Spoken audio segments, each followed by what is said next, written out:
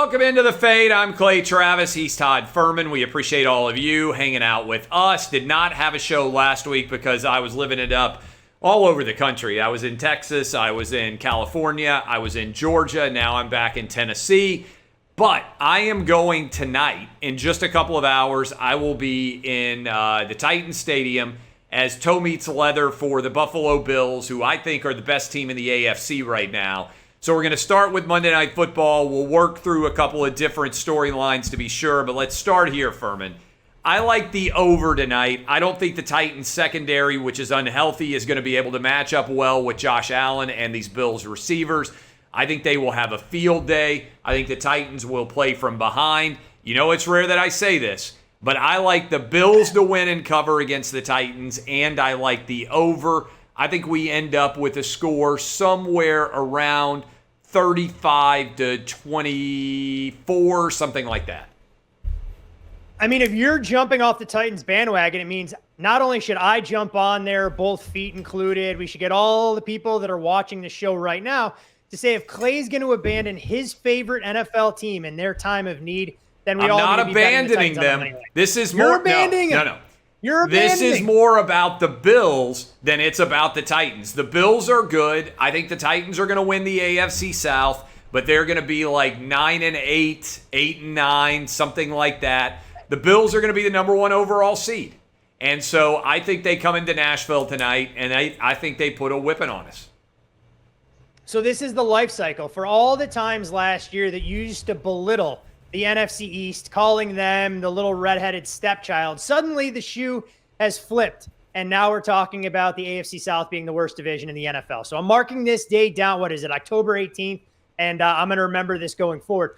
I actually think the Titans can be a live underdog, but for me to get involved here, I need to grab 7. I think you hit the key point that Buffalo, if they can play on their front foot, Tennessee doesn't have the firepower to stay in this game from start to finish. And let us not ignore a little fact either. Buffalo was none too happy when they were sitting on the tarmac last year. Yeah. Supposed to come out and play the Titans. They've had this game circled after they got absolutely mollywopped 42-16. And when you look at Buffalo, I can't take anything away from this team. I mean, power rated wise, you're right. One of the top teams in the league.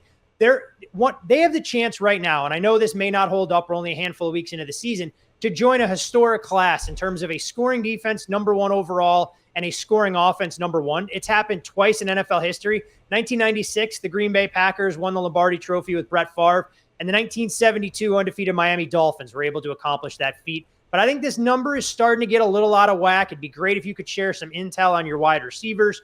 Will the Titans have A.J. Brown out there, who mysteriously showed up on the injury report? The Titans have their full complement of weapons. I think they can be in this one. But like I said, I need 7 to try and dabble here. All right, so let's talk baseball, believe it or not. So I like the over. I like the Bills. You say you like the Titans, but only if you can get them at 7 tonight. Again, I'll be there with my boys Monday Night Football, although only 2 of the 3 Travis boys are going tonight because my oldest son said he thinks the Bills are going to whip the Titans so bad, he's not even willing to get in the car and drive to the stadium.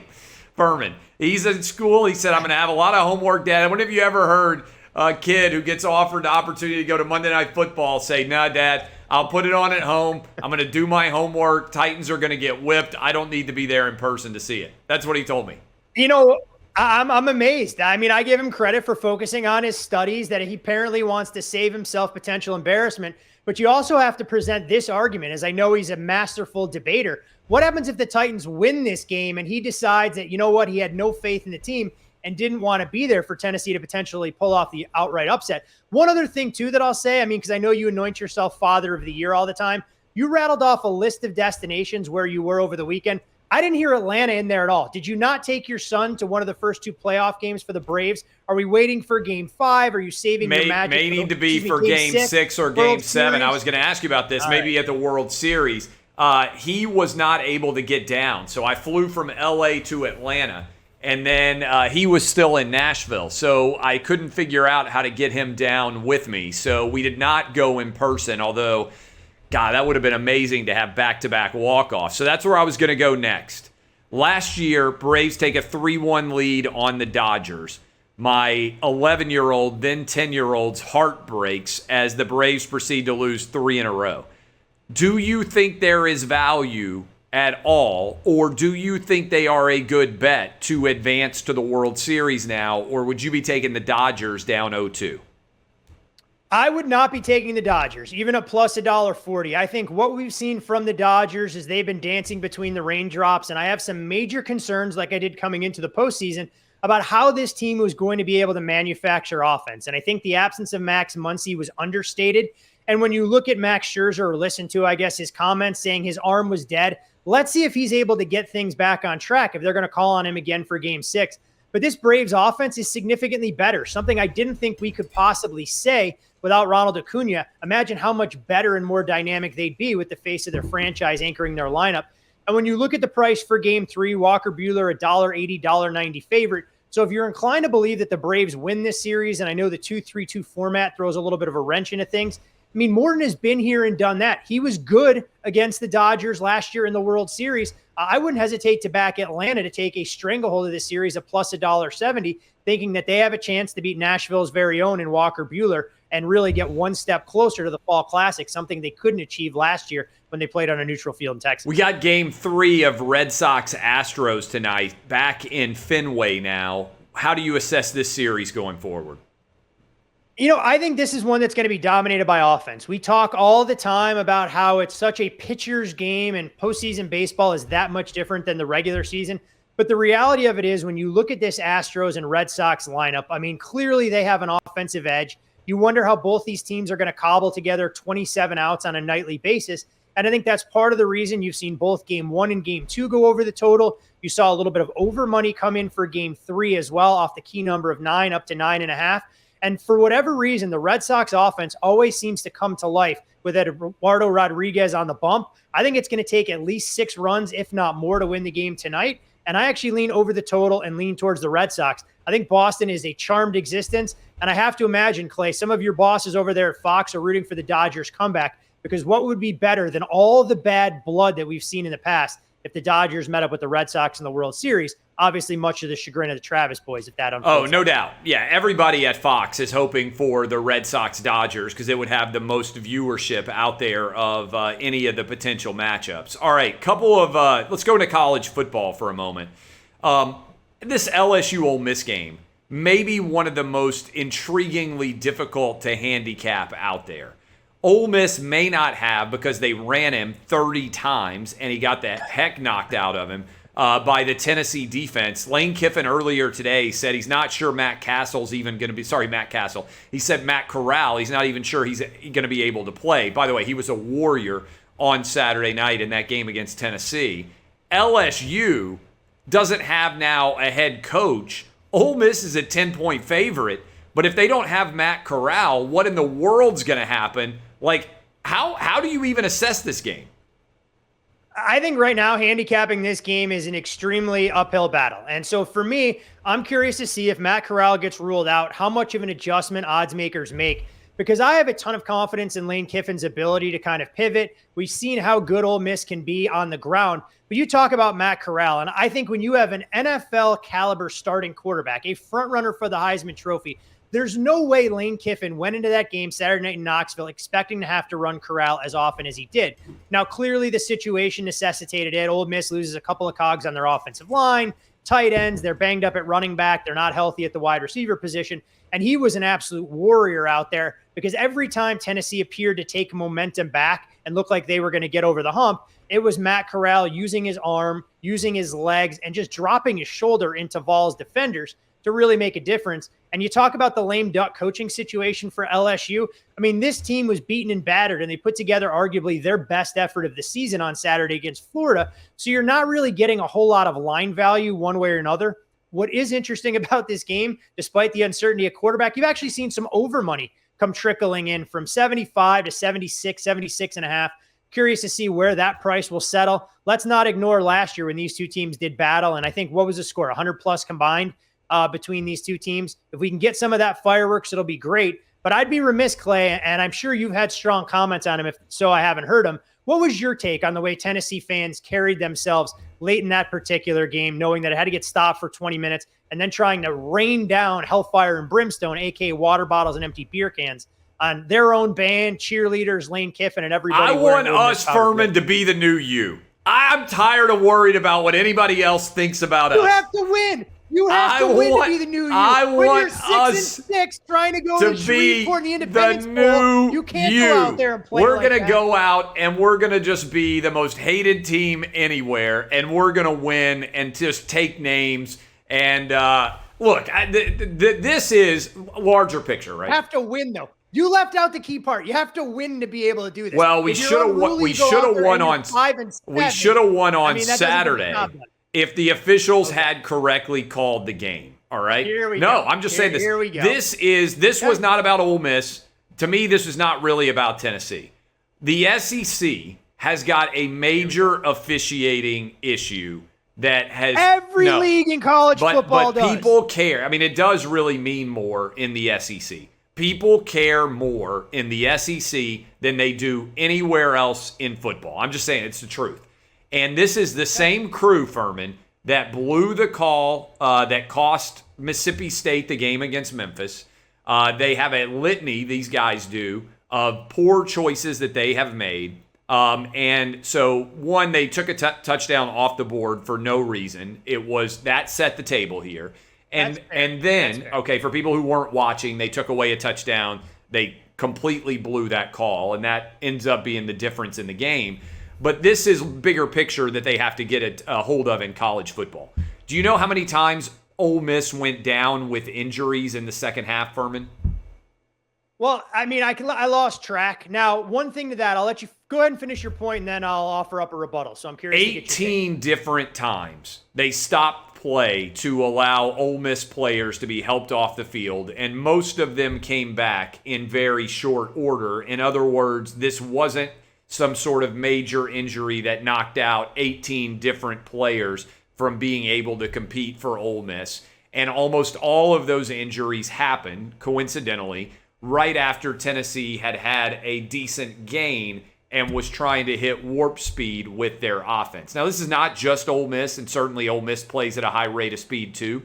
But I think college football is going to have to address this issue going forward, which is really significant.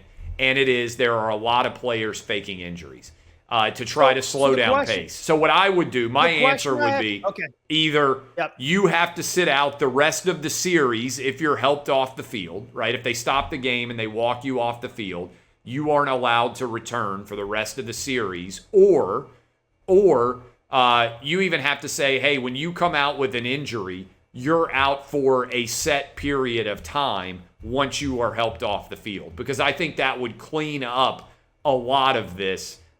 In terms of, like, you shouldn't be able to get helped off the field, sit out a play, and then come running back on the field with no issues, which is what happens a lot. I'm actually with you. I think that would be a huge rule change, and I think one that definitely needs to be implemented, that if you're out with an injury, you have to sit out that remainder of the series, and then you can come back into the game.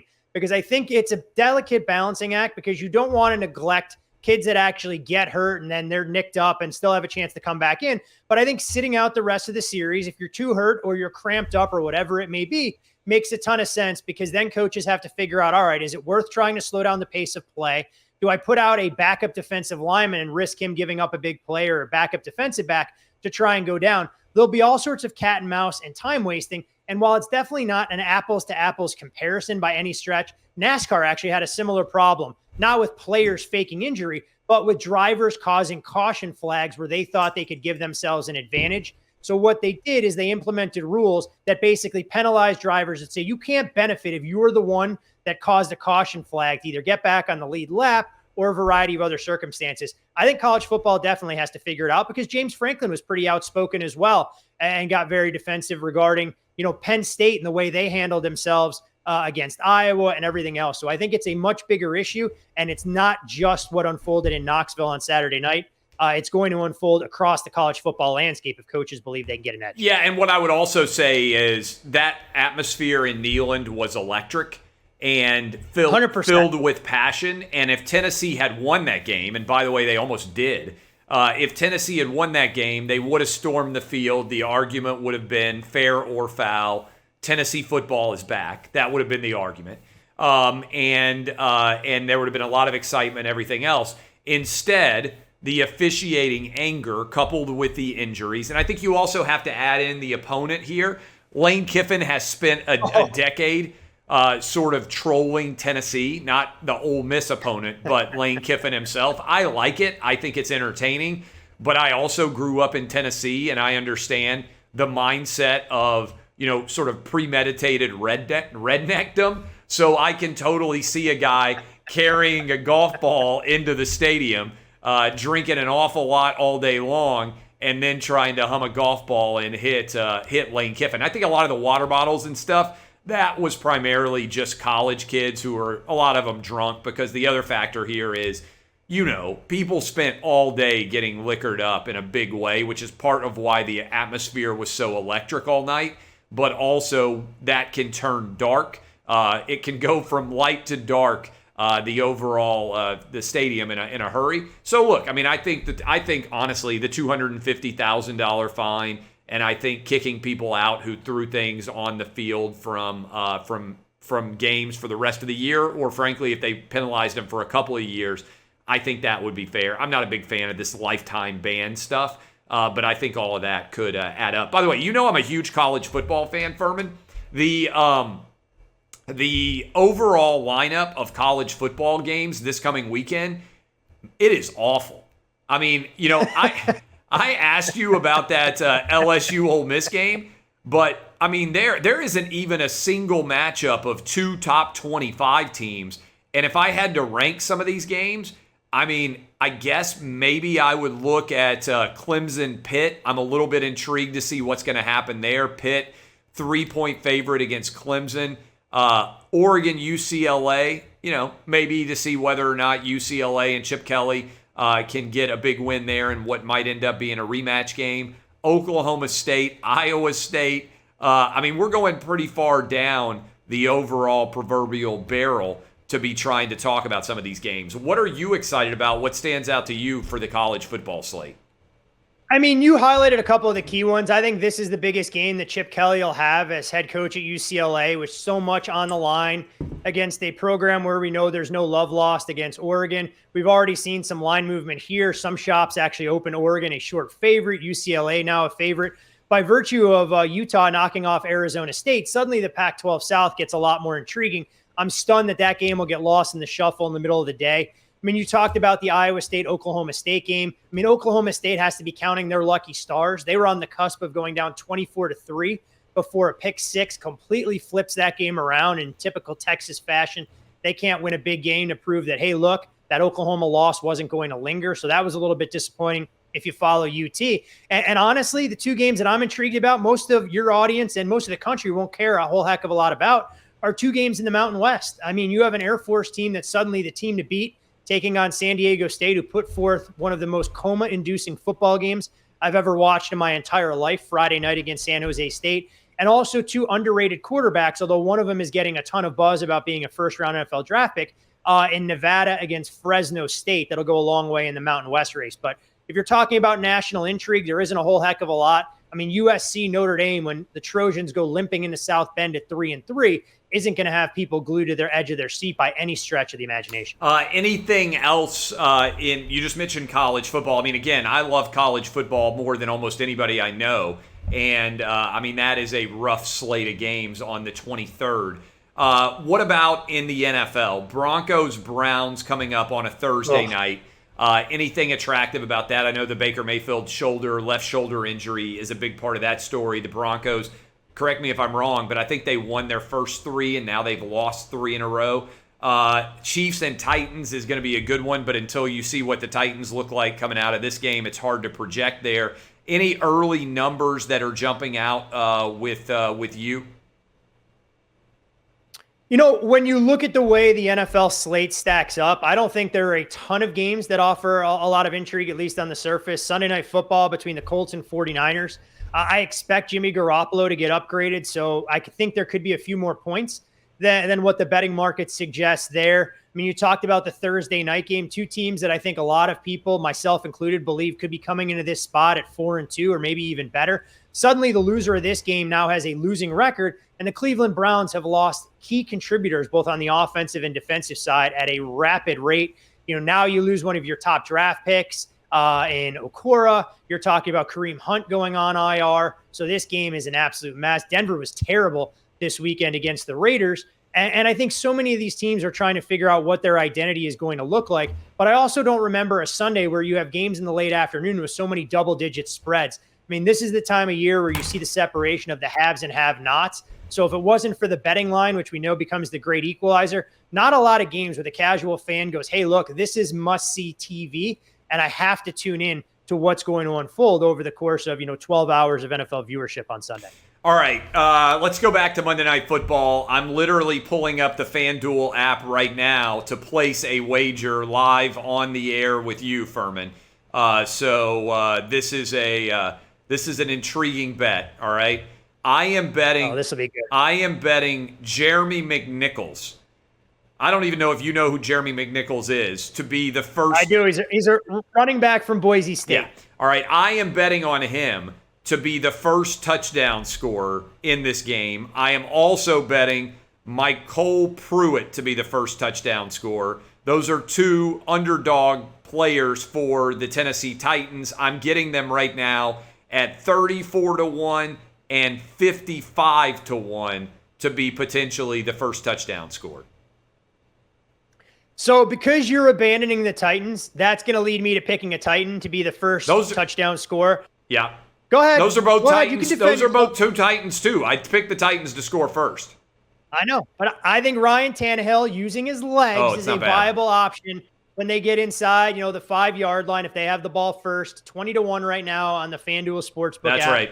I think Tannehill makes some sense. You know me, when it comes to chalk, I typically avoid a lot of this stuff. I thought Zach Moss was going to be improperly priced, but at 8-1, not enough to get me to tangle there. And the one position guy that I think you're looking at, and of course you're paying a premium now to back him, would be Dawson Knox. I mean, 5 touchdown catches so far this season. But to the Titans' credit, for all their frailties on the defensive side, they've actually been very good against opposing tight ends. So Dawson Knox makes some sense. You can clearly see that him and Josh Allen have a rapport, so it would make some sense there. And even Josh Allen, we saw him as a willing runner last week, and I think his legs are a dynamic dimension that the Titans defense is going to have to contend with. Worth pointing out on your Dawson Knox suggestion, he's also a local kid. So to the extent they try to design plays or ever call plays to try to, make somebody look a little bit better in front of the home crowd, Dawson Knox is a Nashville kid. So I'm sure he'll have a ton of fans in the stands rooting for him. So we'll see whether or not they maybe call his number at some point. Anything else to you, Fuhrman, that stands out from a betting perspective on Monday Night Football?